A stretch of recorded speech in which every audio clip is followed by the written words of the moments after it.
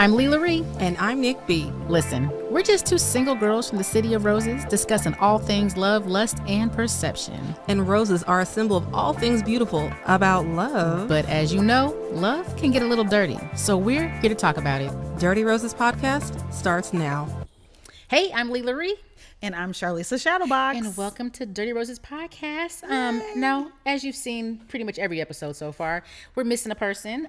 But that's why we got the guest host to come in and step in because, you know, we're doing the self-care, we're doing our wellness, we're doing be a better version of ourselves than we were yesterday and every day of the prior to that. Absolutely. So Nick B is out for the season, but she is taking care of herself. She's documenting her journey. So make sure that you're following along because you get to see her every step of the way.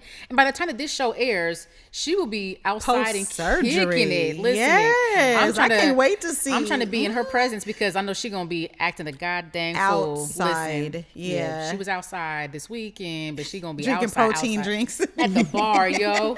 Love you, Nick. I love you, girl. We miss you. But we're so excited today because we have had lots of conversations around this. And if you're not from Portland, you don't really understand the seriousness of how a lot of this conversation has gotten started. But Portland, and Black Portland in particular, is a very small community. Now, granted, I ain't got no problem finding Black folks, and you know the people that I hang around with ain't got no problem finding Black folks.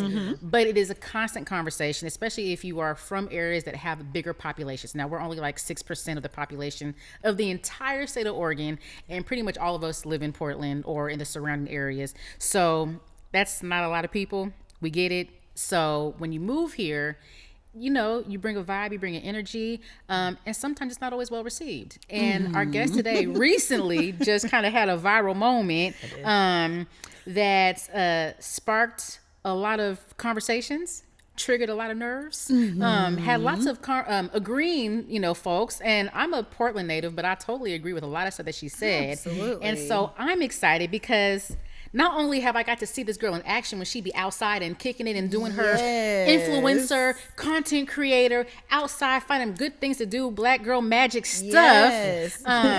She, you know, is a professional in the sports world. She is a professional, just like she loves food. She loves Black people. She loves being outside. She just makes everything look fun. Anything she does, just I'm like, I want to do that for some reason. As a person who like sees her, I'd be like, I want to be her friend. I know, because I would like some of the stuff that she does. Yeah, for real. We hang out. For real. That's like when we first saw each other in person. It was crazy because I'm like, I already know you. Right. Yeah. But it's such an authentic, genuine, beautiful soul. I'm so excited that we are being joined today by Miss Alexis McKinney, aka Lex in the City. Yes, I love it. Thank you so much for joining us. Thank you.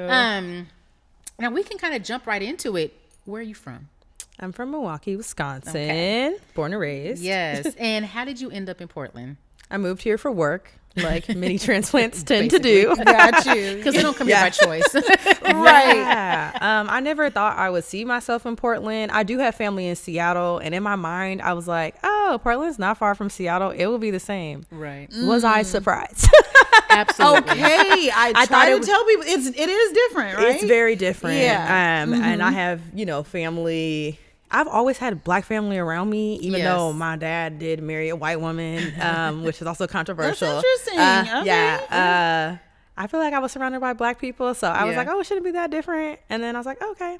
It's different. It's different. And it's funny because you hear a lot of Portland people talk about other states like Milwaukee or like those areas, and you'd be like, there's Black people there. No, it's Black people. And it's weird because you hear those places, you think, you know, predominantly white, you know, think all those things. Yeah. Still not as white as Portland. And it's crazy. So how do you like kind of navigate those misconceptions about your hometown? Yeah, I usually leave with I'm from Wisconsin just to shake stuff up. You know what I mean? I'm like, y'all from Wisconsin? They're like, Black girl from Wisconsin. Then I'm like, oh, I'll get specific and say Milwaukee, and either you heard of it or you haven't. Right. But yeah, my city is Black. Like, it's 40%. Like, my principals were Black. My teachers were Black. Like, I didn't realize that representation wasn't the common experience until I went to college, actually.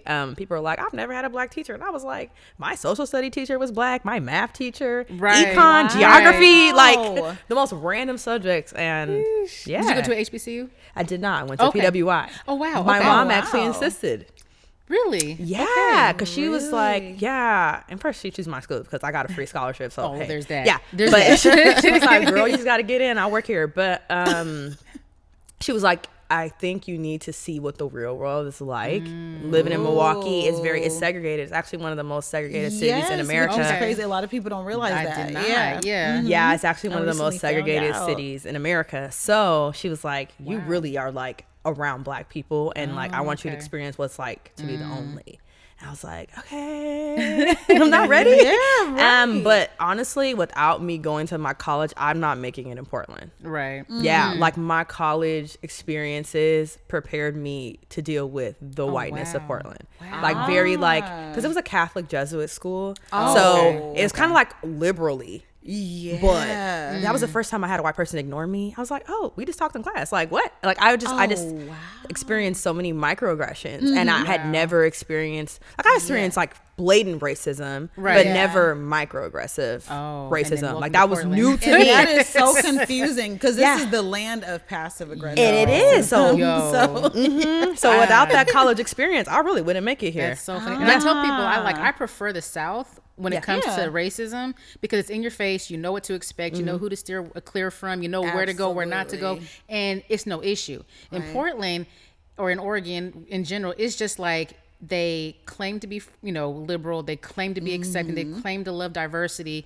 But the minute you might step on their toes, it's a backstab, and they're gonna smile at you while they're doing it, and you don't even know. You don't trust yourself to believe what's happening. Exactly. And that part is so different than being somewhere where it's like a majority Black. It is. Yeah, it is. And really it's a jarring experience too, because I always tell people, I'm like, I didn't pay attention to being Black until I moved here. No, never. It wasn't like at the forefront of everything. Now it's that same thing. Like, oh wow, you're discriminating against me. Like, it's because I'm Black. Wow, I didn't. Hold up a minute. And you experience so many different types of Blackness. You know what I mean? You understand that Black people aren't a monolith because you have experience. And I went to a Black performing arts high school, so like I had all different types of Black people: nerdy Black people, creative Black people, super talented musicians. Like it was very different to see that many different types of Black people. So I didn't even have an idea of what Blackness was. Got you. In a stereotypical way. It was just like, oh well, that's just the weird anime Black kid over there. Right. Like, and at that point, it's like for you, so that's just the weird anime kid. Like, it wasn't even. We only felt our Blackness if we were somewhere again, because it's a little racist. Like they started creating those like policies where it's like, oh, you got to be a certain age, and you start feeling it, and like all the teen like third spaces started becoming more rule driven, and you're like, okay, this feels targeted. Like, I got you. Yeah. Okay. So you're like, oh, like you're aware of it, but you're not thinking about how you're Black every day. Yeah. Like I really found you can still navigate outside of that. So there was still space for you if you weren't necessarily accepted over here. Yeah. And like everybody get bullied, but like you got bullied and you find they just find the kids that aligned with you. Right. And then I feel like I had my awakening in college. I was like, oh, I'm Black. Like wait a minute, like I'm a Black woman. Like, and so I like did deep dives of like history and took so many classes and just learned so much of like let me be proud of this history. And I had history classes and I was aware, but I wasn't aware. Like I had like that everybody has a like self-awareness of like oh wait a minute. And see, I was fighting for that all through high school, but it wasn't like, it's weird because like, being biracial in Portland, go figure. I tell Lee all the time, she's like the blackest mixed person I've ever met in my life. Thank you. I appreciate you. No problem. But no, like, it's funny because growing up, I never like, it was never that, like, people like, oh, biracial people like have that identity crisis. And I've never had that. I was always Black. It was whatever. And when I got to high school, it was always like, let me find my, I got African-American studies, even though it was a white teacher teaching it, but he was really cool. It's always a white teacher, isn't it? It's always a white teacher teaching. It was like on some Dangerous Minds type shit. It's always a white teacher. But they be so aware. It's but he crazy. was hella cool though, because he taught us whole section on Spike Lee's cinematography. Oh my God, I loved it. It was dope. It was so dope. Yeah. But then I always signed up for like the workshops and activities and camps for the at-risk youth. Now, great, we talked about this earlier in our previous episode. I grew up in the Alameda district, like, which is like a nice area, very not at whatever. risk. I chose to be on the other side of the streets where I shouldn't have been. but I was considered at-risk youth. And I was like, I'm going to take advantage of it. It's cool. It's whatever. Yeah. But when I got to college, I went to HBCU. I was like, I can breathe. Home. I felt so comfortable. And everybody talks about like the what's the word when you the wake up call or the kind of like awakening. Like awakening. No, like when you go somewhere and it's different. Why can I think? Shock. Culture shock. Yes. It was like everybody's like, oh, I went to HBCU and it was a culture shock from coming from Portland. And for me, because I always navigated with Black people, it just felt like I felt more at home. I was like, cool, this is great. And then I came home and I was like, oh. Right. Then you realize that. Yeah. And we talked about that. Like, so folks that haven't left Portland or haven't left their area, even if it's not Portland, any city, in any state, like if you haven't left your hometown, you have a very closed mind of what things look like and how people should navigate. So how has that been for you, navigating Portland as a transplant, navigating spaces where there's lots of people who moved here for jobs, but also finding community with people who are locals or natives from this area? Yeah, I feel like I have found a good balance of it. I would say pre-pandemic, I was in the transplant bubble, which is very easy to get into, especially when you move for a job and everybody's like, ooh, Black professionals, young Black professionals, we're here. And so, it was interesting. I moved here in 2017 and I feel like I don't know if there was initiatives going on or what, but like 2017, 2018, 2019, we like joke that it's like classes of Black people that moved here. Like the class of 2017 is me, class of 2018 is my friends, and last class of 2019, like we all like locked in. You need a yearbook. Yeah, literally if we could do a yearbook, that'd be a thing. And all I remember is I went to like a day party. I like found friends on apps. I know that's like. But that was the time that people were doing that. Were you doing dating apps for friends? Doing apps for friends. Yeah. It's kind of sort of. Okay. Yeah. I've got a lot of those and I'd be like. I think people are weird now. This is pre-pandemic. There was a time when that was safe to do that. Yeah. So this is pre-pandemic. So keep in mind the time. And I was like, black girl. I wasn't even reading black girl. And one Black girl, she was from Chicago. And I was like, oh, my Midwest sister. Let me, we finna be locked in. She's like, when you move here? I said, actually, I haven't moved yet. I was like, girl, I'm gonna be there next week. But I had moved here from LA, and in LA people were so nice to me and we had a good community, and I was in Long Beach and like we had like a Black and Long Beach group and we did everything together. And there's people from Long Beach, people from like Transplants. So I was like, I need that when I get to Portland. So I'm like, let me just swipe. And so we went to a day party and everybody, I don't know if a bunch of us just moved in and we were like, you could tell like people looking at you and you're like, right, she ain't from here. Yeah, and everybody's like, okay. So like we walking up to people, I'm like, I'm not from here, I need friends. And people were just so nice back then. And I think the pandemic has made us a little bit more socially awkward, but back in that time, it was like, oh, you're not from here, bet. And so it just was easy for me to make friends. Like it wasn't hard at all. That's amazing. Yeah, people were just nice. And then there was a group chat and then that died, but you know, scandals be happening. People be messy. Somebody that just messes stuff up for everything, mess up the whole rotation. Exactly. So. But at that time it was so many of us that had moved that we were just doing like Cinco de Mayo stuff and like, what y'all doing this weekend, even if it was a few of us. So I did not struggle then. But when the pandemic left, I'm gonna tell y'all, like 90% of them people moved. Really? Yeah. So they were people who were like, we're out of here. Yeah, like either they just got laid off or just like circumstances just happened. And so I had to I was like cycling through friends during the pandemic because I was like, dang, like my friends left, like what am I supposed to do? So I just kept having to make friends. And I felt like I was just I was doing what I was doing pre-pandemic, which is being friends with everybody because they was Black. In the pandemic, I learned I couldn't do that. I was like, we don't have things in common. Space. I was like, it's different. Like, I can't, it's not a safe space. So then I got more intentional. Then I started throwing events, and then I started meeting people that way. Right. But what made you feel like it was, or like, why did you venture into like starting to throw your own events? Like, did you... what challenges did you face with putting on these events? Yeah, so I guess pre-pandemic, I would throw like smaller like Black women things. I love throwing stuff for Black women, so I love it. But I was doing like smaller events, and then I don't know, it just kind of, there was a lot of people. I guess it had a second wave. I guess classes 2022 came in.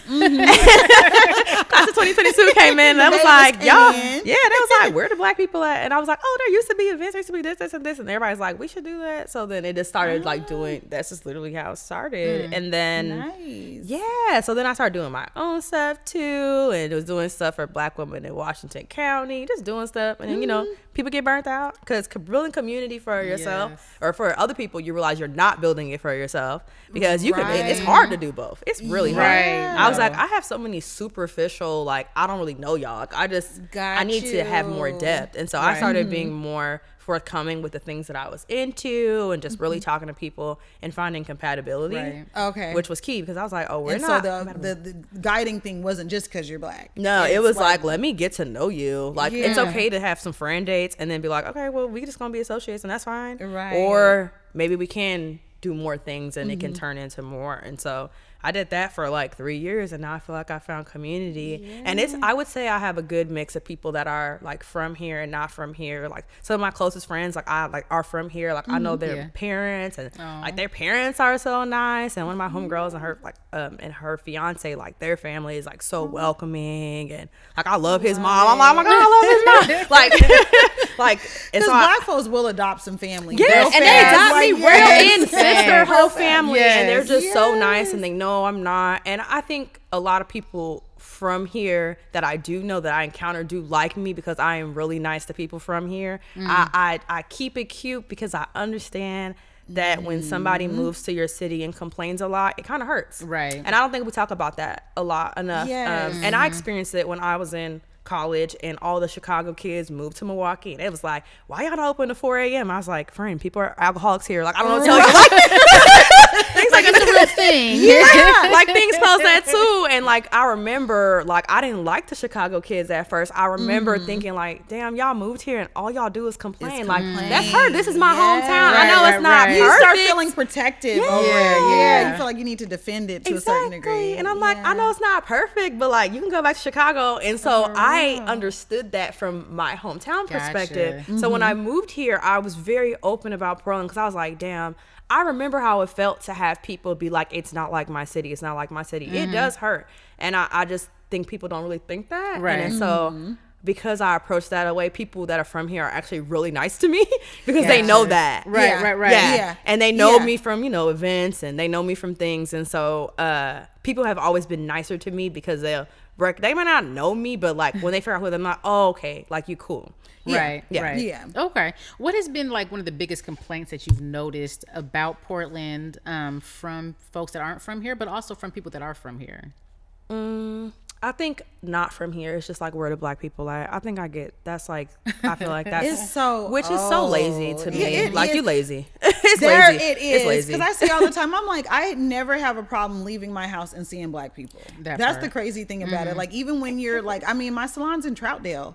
I literally can still see Black people that are out there. You know what I mean? So I just feel like when they say that, and I've had people say that too, and then I'm like, well, where are you at? They're like in Newport. I'm like, what you doing out there? What you doing out there? We ain't out there. Yeah, I think it's I think it comes back to being in cities of convenience where it's like, oh, I can see tons. Like, when I went home, I took my boyfriend home. He was like, I ain't seen nobody non-Black in days. I was like, yeah, you only seen Black people because again, it's segregated. So like, once you understand, like we gotta understand the history and the history of the places that we're at because you go home to Milwaukee, you only gonna see Black people because my mama live on the north side. That's where the Black people at. So you have like clearly defined Black communities, and you just don't have that here through a lot of historical reasons, and I think it's important that people learn that.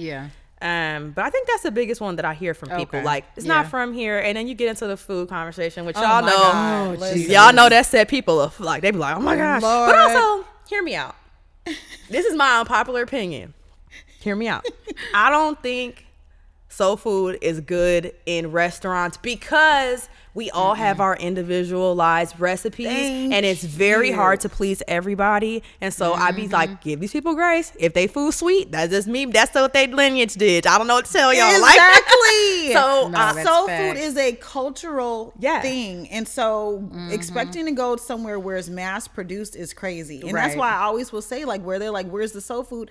in my opinion, soul food is supposed to come from your kitchen on Sundays. That part. You know what I'm saying? And I've had some food. good soul food places here, but it's all up to your own taste palette, and it's just so... Yeah. And everybody's like, you can say that about everybody. I'm like, yeah, but like Thai fried rice is just Thai fried rice. Like, it's not like... Exactly. You know what I'm saying? That like, is it's so not true. It's not the same. It's not the same to me. Because there's not an argument about whether or not you put sugar in it or, vinegar or whatever. vinegar. Exactly. You using ham hocks, using turkey legs, turkey necks. Like, it's too much. Yeah, exactly. It'd be too much. So that's my unpopular It's too many opinion. variables. Yeah. Or the people with dressing. Oh, if you use Jiffy, I don't want no part. Like, it is really a matter of a person's preference. It is regional. Like, it's where your family from. Like, it's so much. So I'll be like, not too much. Not too much. If you don't like do that. It's even black-owned restaurants here that aren't even doing soul food. So I'd be like, not too much. Like, go get you some Amalfi's and get you some Italian. I don't know what to tell you, but there's so many. Thing too. There are so many different cuisines to have other than soul food. Like, how many pieces of fried chicken can you? Because y'all be like, where the for real, food at? I don't even eat fried chicken. That's why she's laughing, because I don't eat fried chicken. No, that's so funny. But it's true. But it's just like, okay, y'all asked for the food places and y'all only talking about, and I'm like, I don't know. You know, I feel like food is touchy. There's also an era of mediocrity here in food. Oh my God. You folks will hype up certain people. A certain place because you like the people, but they food there's no room for feedback, and I will not be speaking on it, but there's no room for feedback anywhere. Y'all know. Don't you be talking about my place. Like, these people get so in they feelings. There's no room for feedback, and that's all that is. There's no room for feedback. There's no room for...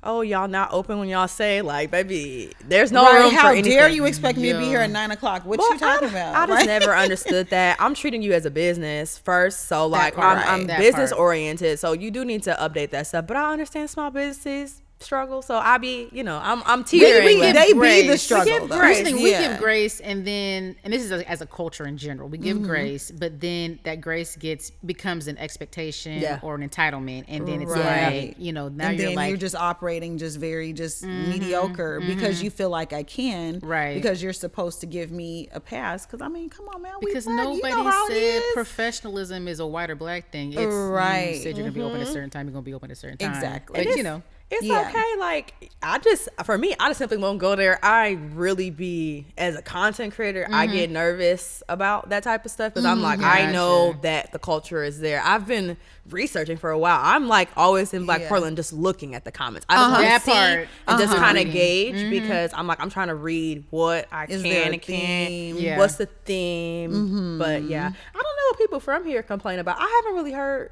people complain. I mean, they just say do. It's boring. I've heard it's boring. I've heard a lot of it's boring. There's nothing to do.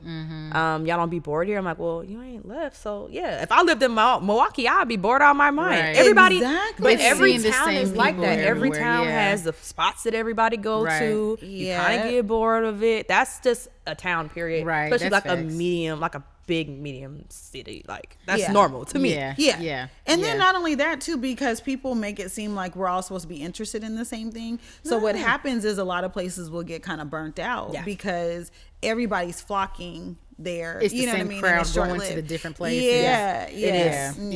That's why I said I got to be where the transplants be at, because some flavor. I feel like I tell people, like, I follow DJs more than I follow venues. And like, it's out of like maybe like an Alberta street club and some of the more like places that I'm like, okay, well, I know if I go here on a Sunday, it's gonna be people. But outside of that, I usually follow the DJs. I have my DJs that I like. I have my DJs that I'm like, all right. And we just don't go to those people. And I support everybody publicly, but personally, I'm like, all right, I'm not going there, but hey, that might be your crowd, and that's okay. And I appreciate that too. I'm not going to the 20-something. I can tell when a venue is 20-something. I'm like, oof.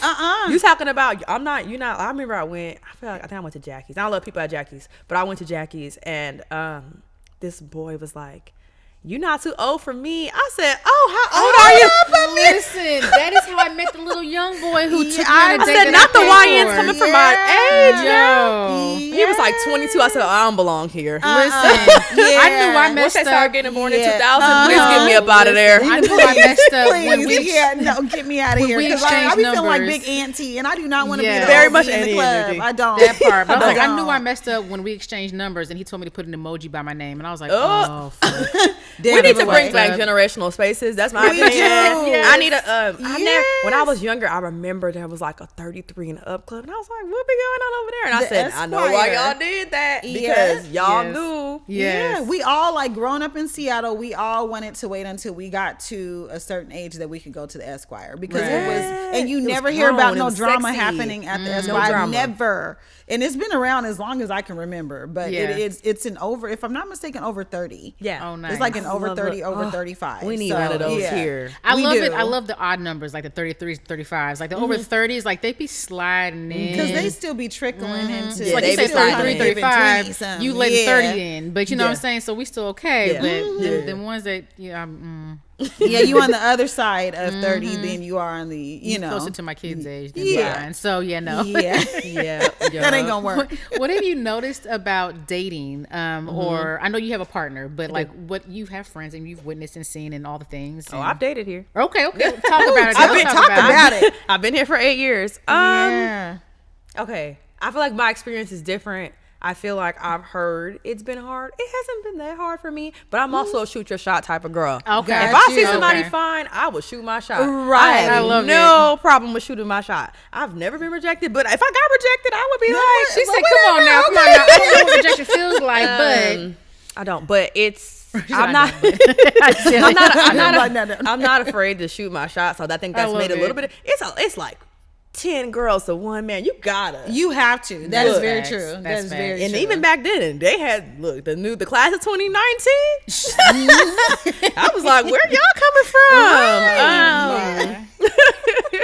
from? But it has, I would say, post-pandemic was a little bit of a struggle. I started dating my partner in 22. Okay. And before I started dating him, I had a summer of dating. I was like, ooh, I expanded my list. I was only dating black men. And I was like, it's not enough for y'all. I'm about to open the books up. Not to white men. Not to white men. Let me be clear. Okay. Men of color. Okay. Got you. Okay. How'd that work? I want to hear. It was interesting. Okay. Again, not afraid to shoot my shot. I was like, okay, you kind of cute. It was interesting because I feel like, one, I got treated differently by my type of hair. Like if I had like a kinky straight sort of situation, different type of guys were attracted to me. Wow. The fro usually attracts the like, I don't know what people be thinking. They're like, oh, you're like natural. This is the makeup. I got a little bit of makeup on. Yeah. And then it just be like more expecting me to be, I don't know. More kind of Afrocentric. More submissive. Yeah. Like I would attract like the super like, almost like damn near treading like Hotep-ery. Yeah, I was going to say the militant. The very Hotep-ful type of behavior. I had, in the pandemic, I dated somebody that was from Portland. I was mad because low-key wish I would have dated his brother. His brother was fine. Oh, I was so salty. Child. Don't you hate that though? Like when you meet like the wrong partner, or like where's your friend? Like right. Yeah. He blocked, but if he sees this, I say what I said. We got to that Thanksgiving. His brother walked in. He was about 6. I was like, I got the wrong damn sibling. Had a good job. I had got the brother that was like, and it was a pandemic, so I had a lot more grace for people because people was getting laid off left, right. Yeah. Like, and people was fighting for their lives. Yeah, so he was like, laid off and lived with his parents. And I was like, okay, it's pandemic. And I was wrong. I should have saw the signs. I was sad because his dad could cook so good. Yes, and his dad would make me stay in the family. His dad would make me meals, and he was Creole, like from New Orleans. All that food was so good. I little key stayed with him for an extra month just to get some food. You know what? I'm not judging. I said I'm not ready to break up with your dad. Let me tell you something. Because we already talked about the food, so if you had a good place. Because everybody else had a spice intolerant, and they was growing the peppers in their backyard, and he was putting them in there, and I was the only one that could handle the spice. I needed at least a few more plates of froglet. Right. That's homegrown. I love that. I love that. Yeah, I dated somebody from here, and honestly, the reason we didn't work was because I'm very goal oriented, and I'm very career driven, and granted, I need to have a life outside of my work, and I'm more than my job, but like, but I think I was like, you need to have goals. I didn't realize I never had to ask nobody if they had goals, and he was very much like, I'm comfortable with being here, like I'm comfortable with, and I'm not saying I won't stay in Portland, but like, I kind of need to hear if I get an opportunity, you ready to leave? And he was just like, well, I don't know, and I'm kind of okay with where I'm at, and I'm like, but babe, you can't even like afford to live by yourself. Like, I'm trying to figure out like, right. And then he was you like, don't want better at all? Yeah, and we like took a break because I was like, I literally can't deal. Like, he was starting. Wow. Y'all ever? This is when I realized, like, you know how the phrase like somebody wants to see you doing good but not better than them. Yeah. So I had gotten a promotion at one of my jobs, so I was like doing good. I was like creating content. I'm working for an NBA team, right? So I'm doing cool stuff. Right. And he like I remember seeing the look in his like eyes of like resentment. And I remember one day I said his name. And like he looked at me with such that was like it for me. He was so like disgusted, and I saw it in his face, and I was like, okay, I'm a really reflective person. Like, we weren't really arguing that much, but I was kind of on him of like, I need you to do this, I need you to do this, and I think sometimes when people, especially men, when they're not, and black men for sure, because I think black society holds black men to a certain standard, like being a provider and all that, and I think that can be really stressful, and I always have honored that space, but he just wasn't in the space he needed to be in. And so like, and my red flag was when he felt that way when we first started dating, he ghosted me and I allowed him to come back. So that was the first red flag, right? Wow. So he already was giving you a heads up. But I was like, but he apologized and I was like, okay, I'll give you a second chance. And we made it another year after that. So like things were good, but once I started feeling that resentment spirit, I was like, oh, baby, we're not going to work. It is so crazy to me what happens like when you are a woman that is ambitious. How it's so much more likely for you to meet somebody, especially black men, I feel like out here, of them like feeling either competitive towards you, resenting you, that you are, you know, reaching higher or whatever. And I always say they want a you until they get a you. Like they say they want a woman who's career driven. They want a woman who like, oh, she pushes me to do better. But for most, they see it as like she's competing with me, or how can I match up with that? And it will make a man hate you. So he had to go, but then see, look, pandemic, you get lonely, so I let him back. Y'all, he was trying to move in. I was like, oh hell no. He was trying to move. You know how people like slowly start moving stuff and they start leaving stuff. He's like, that's how my marriage started. Like, I ain't even gonna hold you. He started leaving stuff. He got a drawer, and the next thing you know, he's like, oh, I'm considerate. And then he ends up moving in with my friend. Oh, wait, what? Huh? Yeah, he moved in with like my coworker friend. Yes, I ain't like introduced him. No, man. Oh, I was girl. I was mad for a second. Okay. They low key just now. That was 3 years ago. Way. They just now have moved on and don't live together no more. Now I'm like, okay, we can be friends again. Like, I couldn't go to your house. I'm like, you live nice. But to be fair, he didn't know. He told, and the only reason why I found out was because my friend told me. He's like, oh yeah, I'm about to be moving in such and such. And I was like, excuse me. Like, wait a minute. I said, I didn't even know he was moving out of his parents' house. When did this happen? He's like, oh, well, he lived in a house, like one of those houses where like they rent out the rooms. He's like, yeah, he about to move in. And then the dude tried to tell me like, oh, I'm getting my life together now. Like, I was like, right. No. And I was like, I'm so sorry. I said, I noticed is like, I said, hey, I think I was like 30, whatever age I was at, 30. And I was like, hey, I'm 30. I can afford to live by myself. I'm not trying to put you down, but I can't live with somebody who has to have a roommate. And I'm not trying to shame you. People get so mad at me when I say that. I really don't think that you should be a grown ass man with a roommate. I said, because he was like, you know, when people started getting, he's like, oh, I want to meet your family. I was like, I ain't never brought no man home. I my family, like this year was literally the first time I ever had brought a man home to my family outside of like prom dates and like kid stuff. But I was like, my family knows I don't play. Like I am literally like the person in my family that's like, I don't have the kids. Like everybody in my family sees me as the person that really has it together. I'm not finna bring no man. You like they finna grill you, and once they hear you can't sustain yourself. And I don't want to sustain you. Like it's okay if I make more than you. I'm not like that picky, but you have to have an income that's gonna supplement that part. Yeah. Ooh. So is that that's been your experience here? Yeah. So has it differed from what it was like in Milwaukee or other places that you've lived even? See, and I can't really speak to that because I've honestly spent a lot of my formative years on the West Coast. Okay. And I'm not necessarily a serial monogamy, but that's how I'm talking. I'm like, damn, I'm a serial monogamy. Because I moved out of college, I moved to LA and I had a boyfriend for my whole LA. I regret that too. Oh, you didn't even get to be outside. I didn't even get to. I was wondering. See, that might have been the universe being like, girl, you don't need to be outside. Listen, LA with all the men in LA.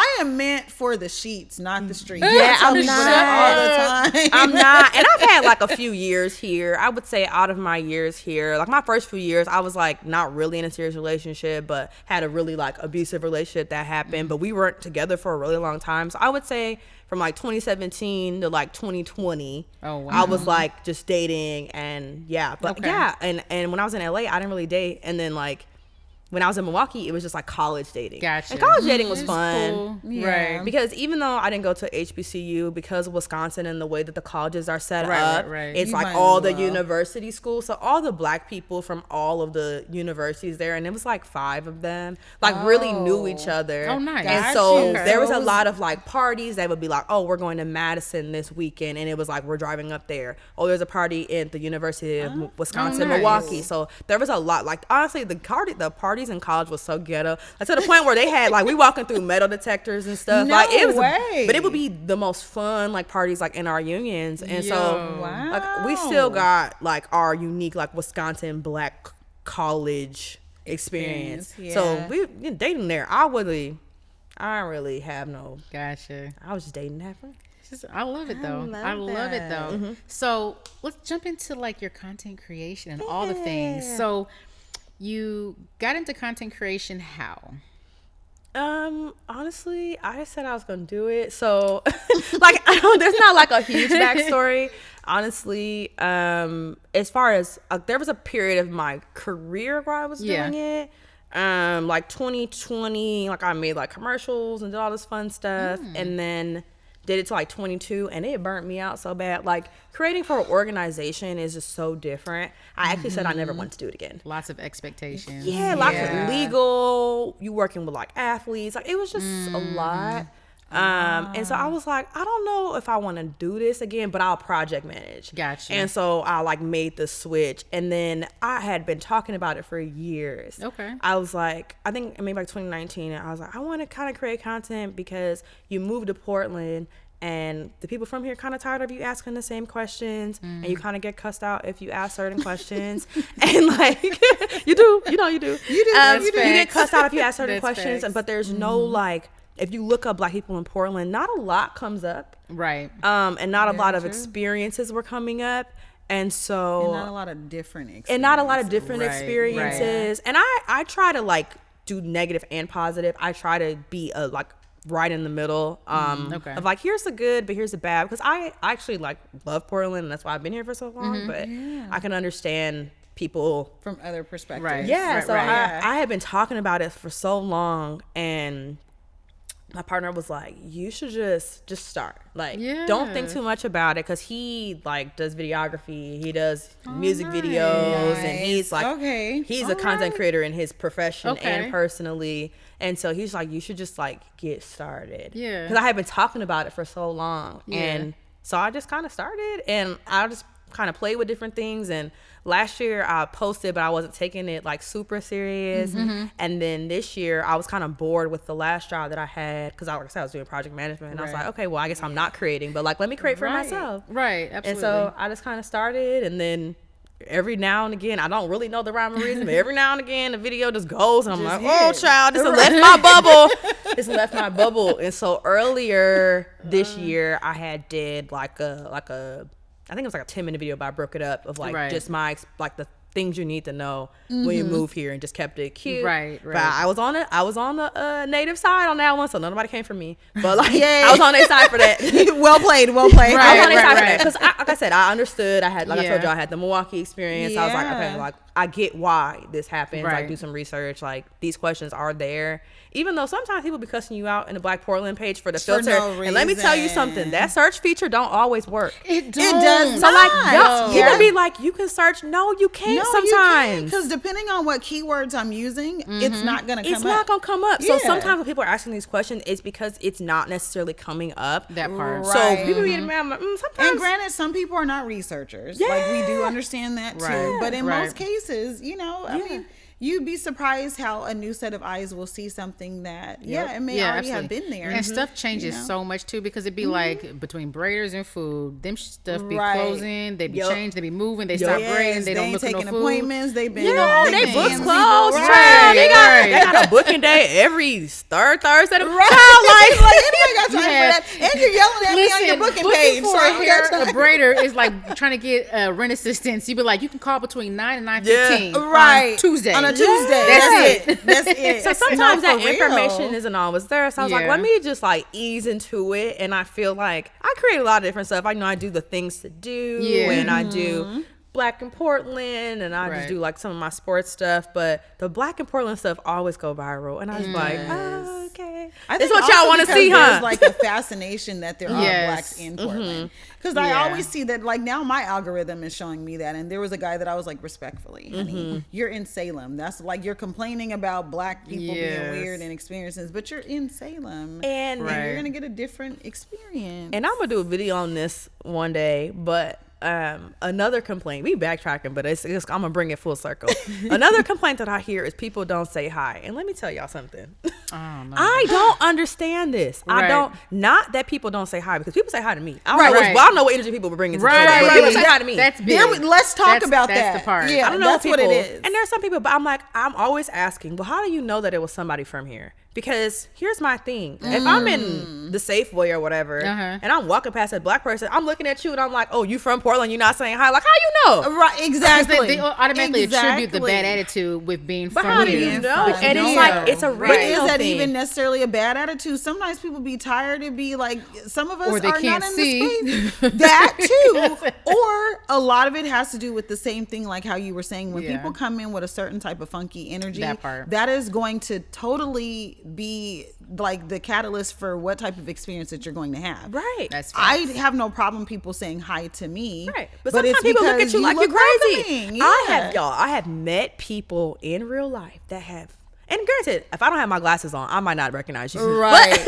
Right. Or my contacts. But so I give grace to the people that can't see. Different online too. They do. Right. But I have had people where I have had full blown conversations with them in real life, and I see them again and they don't speak. And 10 times out of 10 they be transplants, so like quiet is kept. And we talk about being Black and bougie, we can talk about like the elitism that really exists within the transplant community, with a different conversation. But let me bring my original point back, because we're not gonna skip over that. No, we're not. We're gonna address it. But I feel like a lot of people come here and I'm like, okay, think about people from the East Coast. You in New York, people aren't saying hi to you, right? So you have people who are transplants from the East Coast, they may not be saying hi to you. So I feel like it's a weird thing that a lot of people complain about frequently, of like, why aren't people saying hi? I'm like, why people from Portland not saying hi? I'm like, I think you should just be like, why certain Black people not say hi? Like, remove the from Portland part. You don't know where people are from. I go into the hair store, everybody say hi to me. Exactly. Right. If I'm in, especially if I'm in like a Black space, everybody say hi to me. And some people don't say hi, but I don't take that type of stuff personally, even though from Milwaukee, if I'm in Milwaukee, like especially like elders and stuff, like you do say hi. Yes. But I don't take it as personally. Maybe because when I was in LA and I was saying hi to everybody, it's gonna be like I was crazy.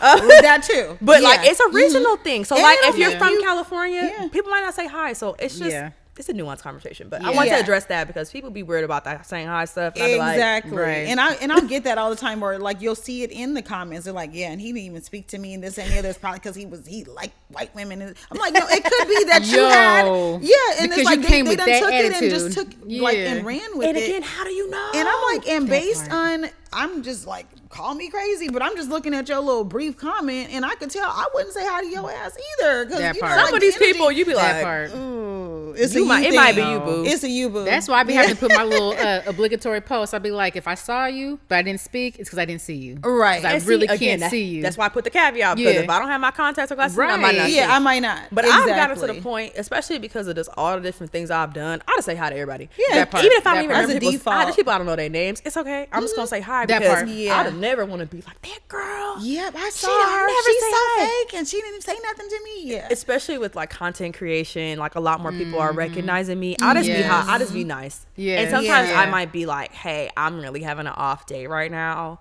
Hi. Right. But like, I'm really just in the Home Depot trying to get me a plant for my self-care. Please don't come to me talking about my events right now. Like, that's why I'm like kind of retired. Like, okay, I can't. I can 100% relate to, because I think people don't understand how introverted I am. Right. You know what I'm saying? Like, and Leigh knows this because of the fact that she knows that my social battery is very, very low. But people will see me because the way I show up online, I'm so extra. And so it's like they expect me to do skits in person, or I don't know what they expect. Break into a dance. No, but people, they're like the parasocialness of it all, of like, and I have to create boundaries a lot too. I'm just like, hey, like, I want to be friends organically. Yeah. I don't, just because you see me posting about online things to do with friends, open to I don't always have the capacity, and it depends on the season that I'm in. And so you have to curate boundaries, but people get parasocial. Yeah. I think and I remember actually talking to, he's no longer here with us, but I remember talking to Dion about this one time, when we were talking about how people will confuse visibility with accessibility. Yes.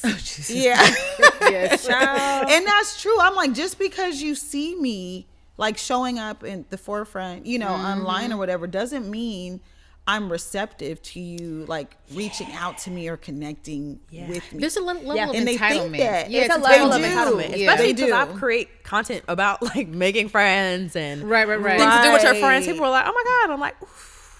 Right. Hey y'all. But you need to understand, like, this is how I do it for me, because I need control over how I do it. Yeah. It doesn't mean that because I'm doing it visibly for everybody that you can come and talk to me. It's not a free for all. Right. And I'm not creating content to be popular. Like, that's literally like the least things. I actually want people to know that they don't know me for real. And that's because I post online, maybe this part of what my I'm life. Sharing. Like, and people be feeling like they know me. I'm like, dang, I know I be a chatty catty online, but y'all, I'm kind of like an ambivert. It depends on the day you catch me. That's I've had people say, because of all the things you've been through, and then I'm like, oh yeah, you don't know me though. Do you know what I mean? Right. Like, because people will feel that, like, because they feel seen. Which is beautiful, which is amazing. But it does not mean that we're going to kind of like bond on that aspect too, or that I'm open for divulging more to you because you see me online. That part, boundaries are so key. Yeah. Social media is a strange place. It is. Listen,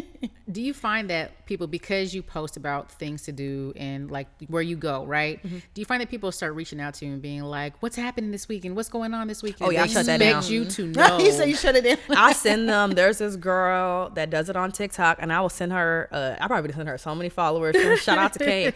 I'd be like, I love her. I'd be like, hey, so there's this girl who's doing an amazing job at events. She's right over there, because I did it one time for Memorial Day, and everybody was like, baby, where are the events? I was like, oh, I'm not about to be keeping up with all these events. I am not a promoter, and I'm not doing that. And I've gotten asked to do it for other like Black Center pages, and I was like, hey, this is a lot of research that you have to do, and I do it. I'll do it for Juneteenth probably every year, but I'm gonna keep about it. Right. Yeah. I don't want to be that, but sometimes I ask. Sometimes people will DM me and be like, "Hey, I'm in town," and I'll respond to those. I'm actually receptive to those of like, if you DM me, that feels genuine. I check my DMs every now and again, and somebody be like, "Oh, I'm in town this weekend." I'm like, "Oh, let me see what I can find." Sometimes I can't find anything, or I'll ask, "What are you interested in?" and I'll send the pages.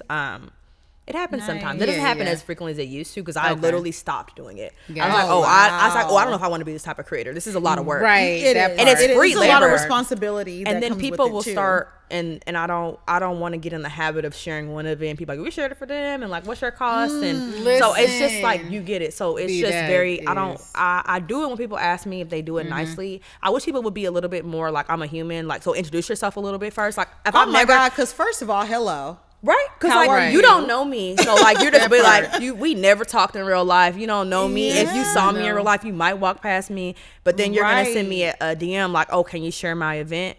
No, I can't. I won't. Right. Yeah, I won't. No. And I've started to tell people that I'm not going to share it. I've been a little bit more like, hey, I'm not going to share this at this time. But like, if somebody asks me what's going on, I'll DM it. Share that. Right. But I just don't want to get in the spirit of doing that. I'll do it sometimes. Like somebody like, oh, I know them, they nice. I'm like, all right. But if I walk past them and they don't speak to me, I'm never sharing their event again. Never again. Never. And I hold a grudge. What's your sign? Sagittarius.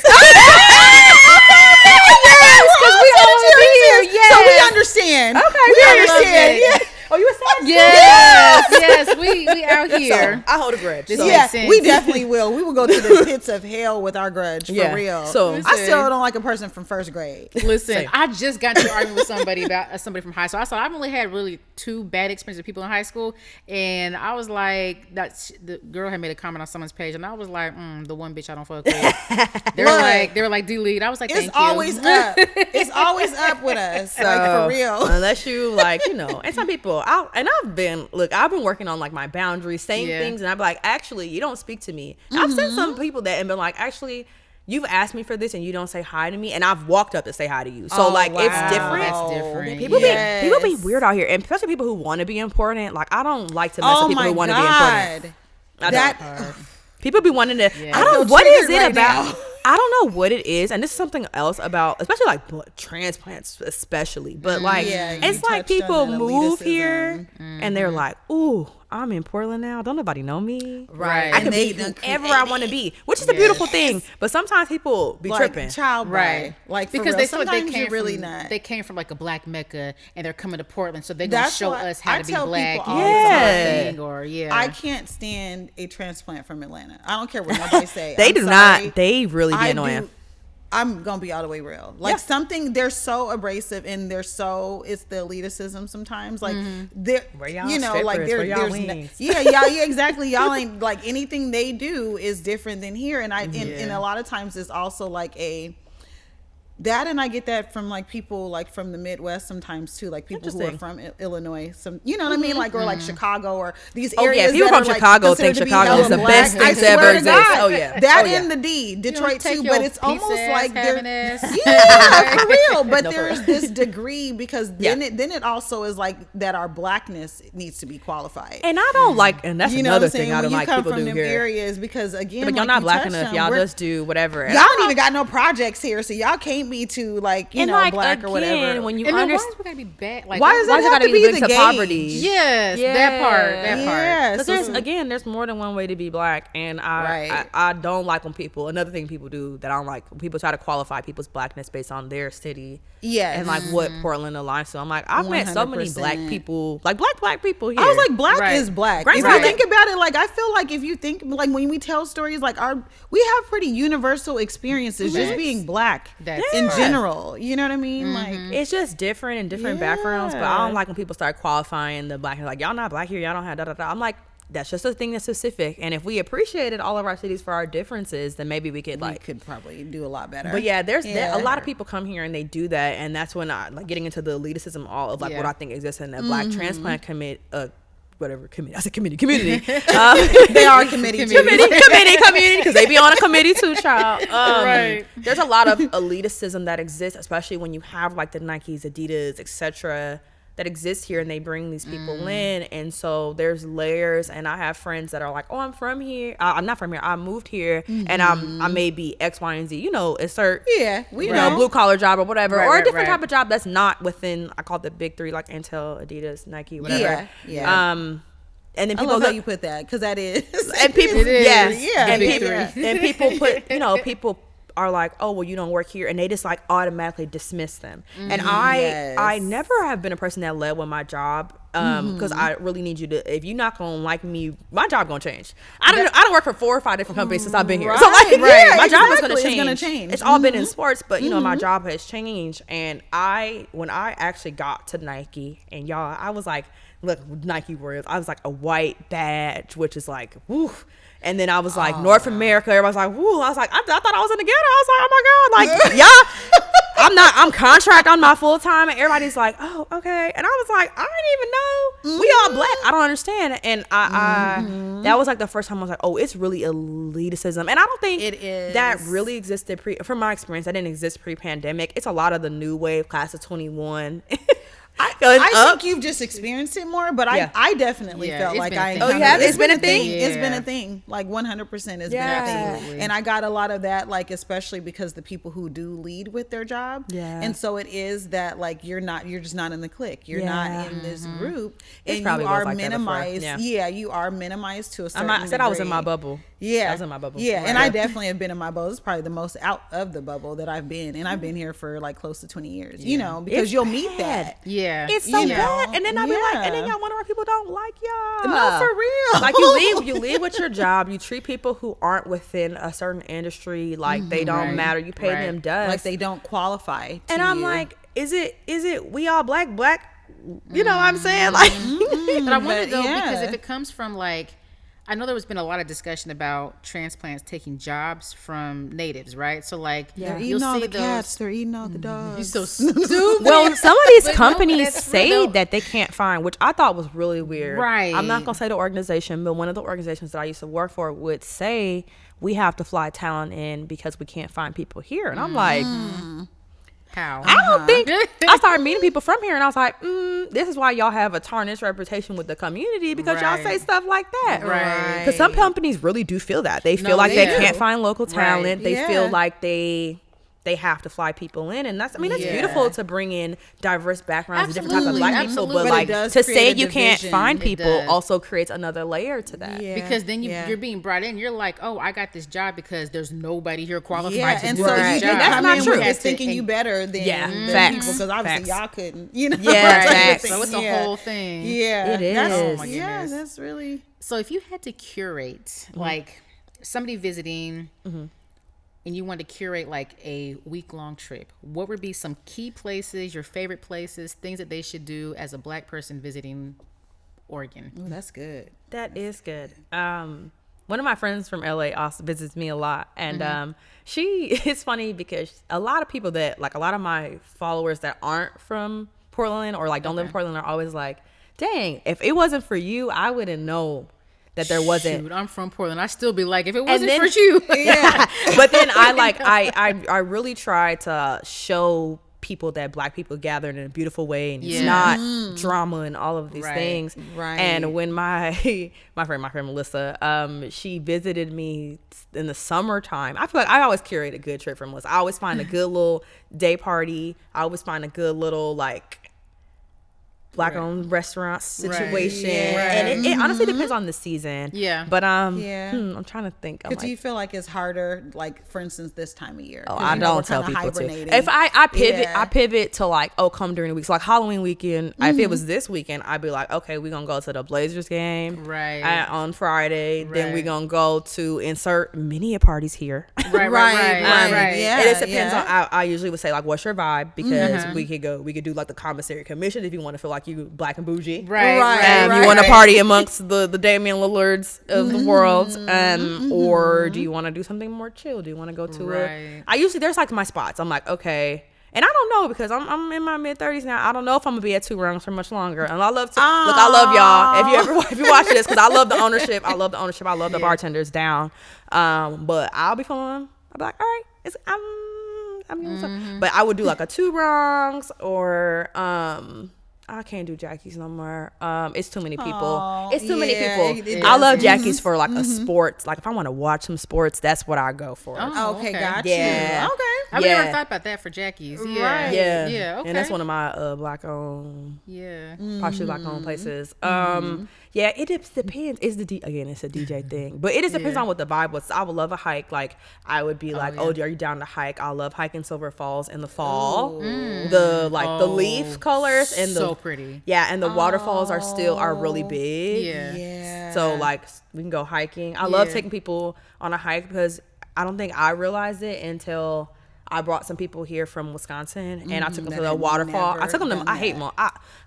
If I don't have to go to Multnomah Falls, I'm not going. But I do you drive past it on the way to another waterfall. Yeah, basically. I do it for visitors though, because it's something incredible to see. Yeah, and so like I would, let's go hiking. I'll take you to a good waterfall hike because a lot of places don't have waterfalls. Right. Wisconsin kind of flat, so that's something different. Right. We gonna eat. It's a lot of food places and different cuisines. Right. We talked about that. Like I'm trying to think of a restaurant. Of course, like when you ask something, you can't remember. Right. I feel like it's a bunch of good Thai food places. Like you can walk into any Thai spot. I do have to say the Northwest is like the capital, in my opinion, for any type of Asian cuisine. Yeah, like for real. Yeah, you can get like some good Filipino food, some good Thai food, some good Chinese food. Yeah. So I would ask them. It depends on their diet, but like we're gonna eat a lot. We're probably gonna eat throughout the whole. It's gonna be like 100%, absolutely. And then, I would say like when people come here, I really do try to force them into black spaces. If I can find a black event, I'm like, okay, we're gonna go to this event because I need you to show them. And I've gotten really, really lucky of a lot of the times my friends have came to visit me. It's conveniently been an event because y'all know it's event based. It's about to be hybrid education for the black people. So after Halloween, I'm like, all right, I probably won't see y'all till New Year's. Exactly. Some kickbacks, some some things like that. But that's okay. I know I get a lot of people that come here and visit during the summertime. They're like, oh my god, I love Portland, so amazing. I said, okay, visit during the winter. I gave you something. Decide. The last time my homegirl visited during the winter, I gathered my friends and we did a cabin. In Mount Hood. Wow. Yeah, it was fun, and we went not sledding. Inner tubing. Inner tubing. Yeah, we did tubing, and it was so fun. Aren't people who are not like from here amazed that we have a mountain that close though? Yeah. Because anytime I bring people from out here, from like Louisiana or whatever, they're like, "Oh my, is that a mountain?" I'm like, "Yeah." They're like, "It got snow in it still." Like it is a trip. Yeah. We really do have the best of everything in pretty close proximity too. And there's certain drives that I'll go specifically like.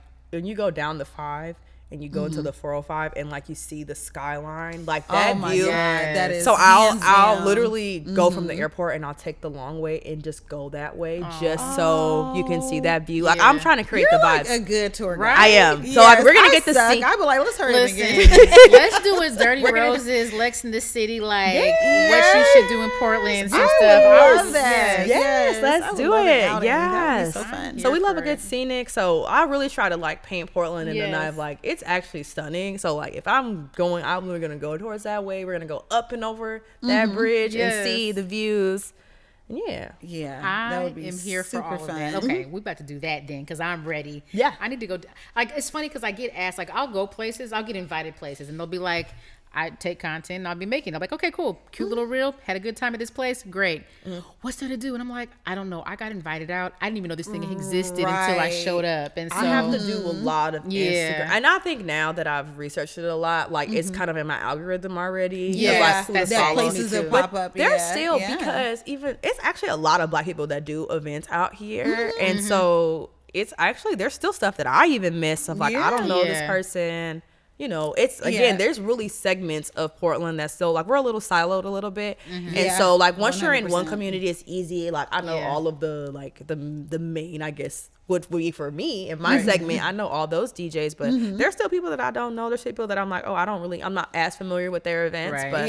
But it might be something to check out. And I don't know. And that's why I say I get a little weary. Like I'll share a flyer, but I've really been strategic on not doing reels about people's events only because I feel like it's hard to do events, and I give a lot of grace of like, if you don't like X, Y, and Z event, like it's so much vibe. It wasn't because I leave more with like that's your vibe, not on the curator itself. Just because I came from the curation, even though I'm retired from large scales event, I don't think I'm ever gonna do. Are you officially retired? I'm gonna do small scale events. I don't think I can ever do like 200-300 events. It's just exhausting. It is. It's exhausting, and I mean I still have like a lot of relationships with different venues. So who knows? I might pop out and do stuff. But I love support. I love supporting. We might have to throw a Sagittarius party. Sagittarius bash.